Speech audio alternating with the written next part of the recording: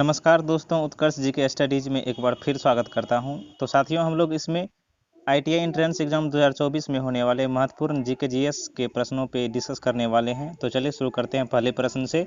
और पहला प्रश्न है, बुद्ध किस वंश से संबंधित थे? बुद्ध किस वंश से संबंधित थे? तो सही जवाब होगा इस प्रश्न का ऑप्शन नंबर ए, शाक्य वंश से। बुद्ध किस वंश से संबंधित थे? शाक्य वंश से संबंधित थे। ऑप्शन नंबर ए सही जवाब है।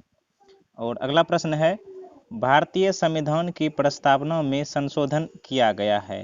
भारतीय संविधान की प्रस्तावना में संशोधन किया गया है। ऑप्शन ए है 1 बार, ऑप्शन बी 2 बार, ऑप्शन सी 3 बार और ऑप्शन डी कभी नहीं। तो सही जवाब होगा इस प्रश्न का ऑप्शन नंबर ए 1 बार। भारतीय प्रस्तावना में कितनी बार संशोधन किया गया है? तो 1 बार संशोधन किया गया है। ऑप्शन नंबर ए सही जवाब है। और अगला प्रश्न है, वह दर जिस पर आरबीआई वाणिज्य बैंकों को अल्पावधि के लिए उधार देता है को कहते हैं? वह दर जिस पर आरबीआई जो है वाणिज्य बैंकों को एक छोटी सी अवधि के लिए उधार देता है, तो उस दर को क्या कहते हैं? ऑप्शन ए है रेपो दर, बी है रिवर्स रेपो दर, सी है बैंक दर और डी है नकद आरक्षित दर। तो सही जवाब होगा यहाँ पे इस प्रश्न का ऑप्शन नंबर ए रेपो दर। उसे क्या कहते हैं? रेपो दर कहते हैं। ऑप्शन नंबर ए सही जवाब है। तो साथियों, आपको वीडियो का क्वालिटी और कंटेंट पसंद आ रहा है तो हमारे चैनल को सब्सक्राइब कीजिए और साथ ही अपने दोस्तों में भी ज़रूर शेयर कीजिए। बढ़ते हैं अगले प्रश्नों की ओर। और अगला प्रश्न है, विश्व व्यापार संगठन WTO यानी वर्ल्ड ट्रेड ऑर्गेनाइजेशन की स्थापना कब हुई थी? ऑप्शन ए है 1996, बी है 1998, सी है 2000 और डी है 1995। तो सही जवाब होगा इस प्रश्न का ऑप्शन नंबर डी 1995 में।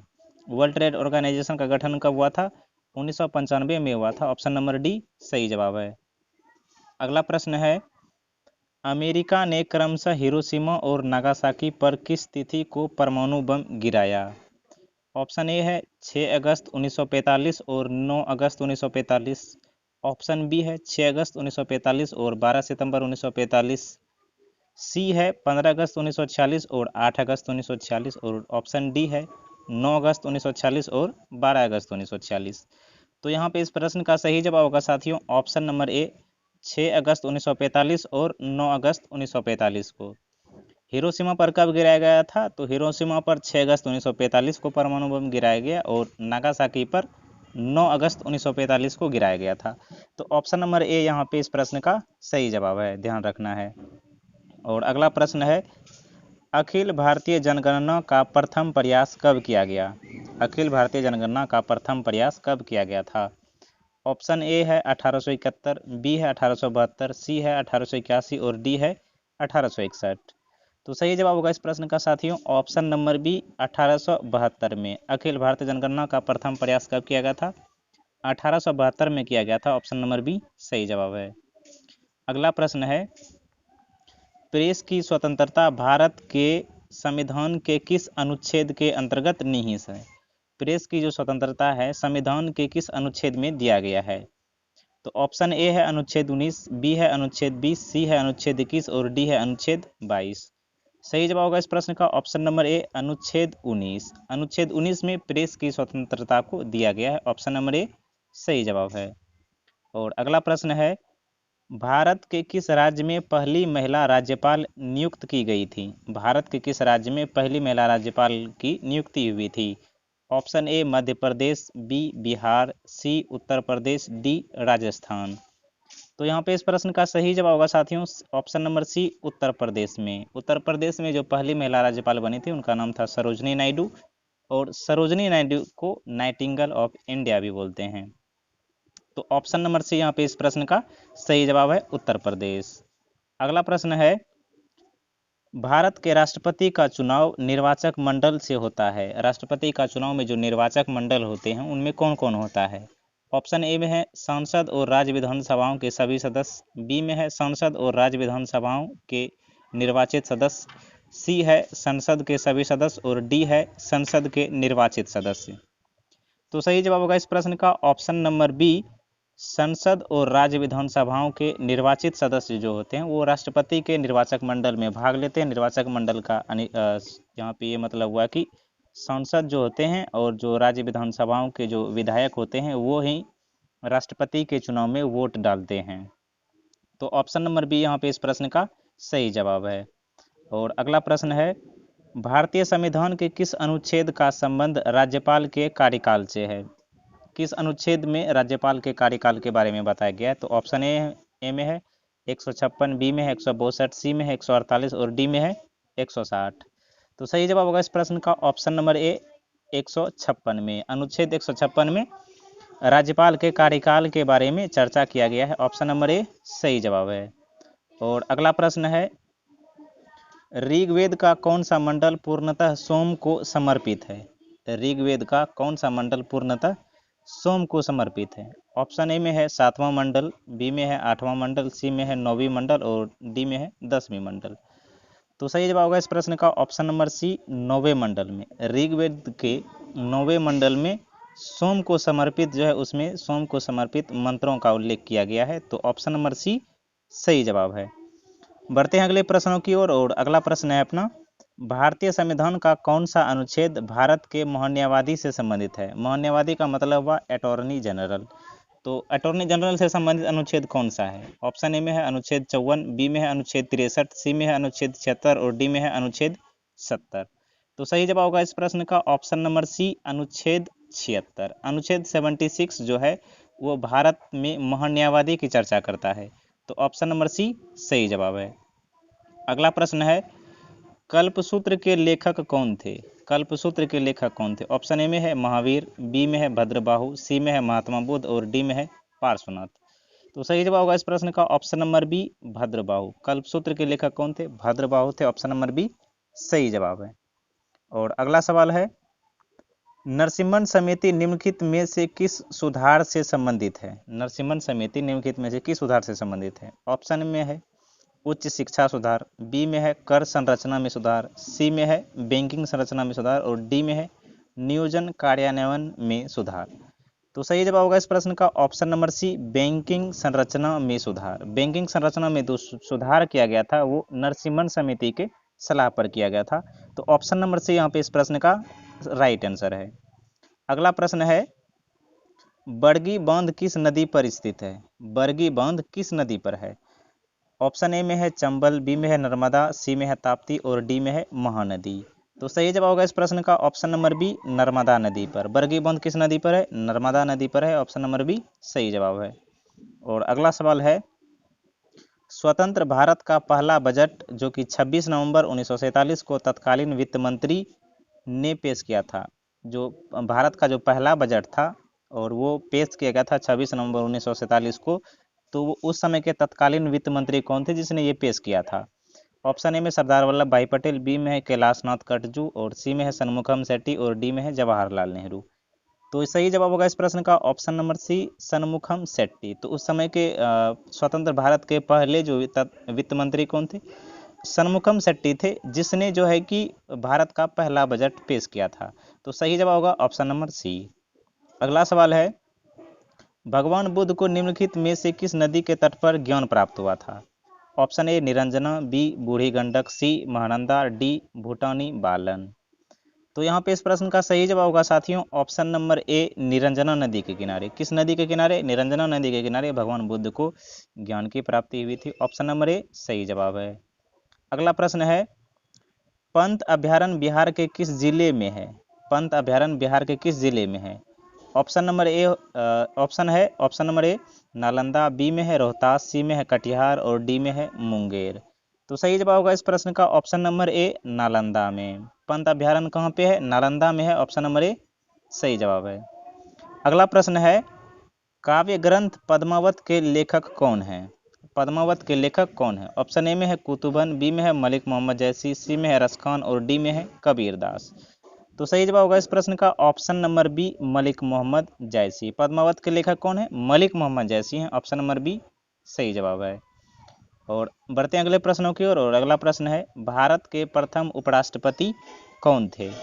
Option A doctor Sarvepalli Radhakrishnan, B में है वाराह वेंकटगिरी, सी में डॉक्टर जाकिर हुसैन और डी में है बी डी जत्ती। तो सही जवाब होगा इस प्रश्न का ऑप्शन नंबर ए डॉक्टर सर्वपल्ली राधाकृष्णन। भारत के प्रथम वाइस प्रेसिडेंट कौन थे? उपराष्ट्रपति कौन थे? वो थे डॉक्टर सर्वपल्ली राधाकृष्णन थे। ऑप्शन नंबर ए सही जवाब है। अगला सवाल है, गंगा का मैदान घग्घर और डैश नदियों के बीच फैला हुआ। गंगा का जो मैदान है किन दो नदियों के बीच है, यहाँ पे ये सवाल में पूछा गया है। तो ऑप्शन ए में है दामोदर, बी में है तीस्ता, सी में है स्वर्णरेखा और डी में है महानदी। तो सही जवाब होगा इस प्रश्न का ऑप्शन नंबर बी, तीस्ता में। गंगा का जो मैदान है वो घग्घर नदी और तीस्ता नदी के बीच में फैला हुआ है। ऑप्शन नंबर बी सही जवाब है। और अगला प्रश्न है, किस शासक ने, यहाँ पे नहीं होगा, आगरा शहर की स्थापना की? किस शासक ने आगरा शहर का स्थापना किया था? ऑप्शन ए में है सिकंदर लोदी, बी में है अकबर, सी में है फिरोज तुगलक और डी में है शाहजहां। तो सही जवाब होगा इस प्रश्न का ऑप्शन नंबर ए, सिकंदर लोदी ने। किसने आगरा शहर की स्थापना की था? सिकंदर लोदी ने किया था। ऑप्शन नंबर ए सही जवाब है। अगला सवाल है, रूस यूक्रेन संघर्ष के संदर्भ में अक्सर समाचारों में उल्लिखित मारियोपुल शहर किसके तट पर स्थित है? मारियोपुल शहर जो है वो रूस में है, तो वो किस नदी के तट पर है? यानी किस नदी या किस सागर के तट पर है? ऑप्शन ए में है अरल सागर, बी में है बाल्टिक सागर, सी में है कैस्पियन सागर और डी में है आजोब सागर। तो सही जवाब होगा इस प्रश्न का साथियों ऑप्शन नंबर डी, आजोब सागर। मारियोपुल शहर जो है वो किसके तट पर है? वो आजोब सागर के तट पर है। आजोब सागर के तट पर बसा हुआ है। ऑप्शन नंबर डी सही जवाब है इस प्रश्न का। अगला प्रश्न है, निम्नलिखित में से किसे भूमध्य सागर का प्रकाश स्तंभ कहा जाता है? भूमध्य सागर का प्रकाश स्तंभ किसे कहा जाता है? ए में है एंटीना, बी में है स्ट्रोम्बोली, सी में है वेसुवियस और डी में है मोना लोआ। तो सही जवाब होगा इस प्रश्न का साथियों ऑप्शन नंबर बी, स्ट्रोम्बोली। किसे कहा जाता है? स्ट्रोम्बोली को कहा जाता है। ऑप्शन नंबर बी सही जवाब है।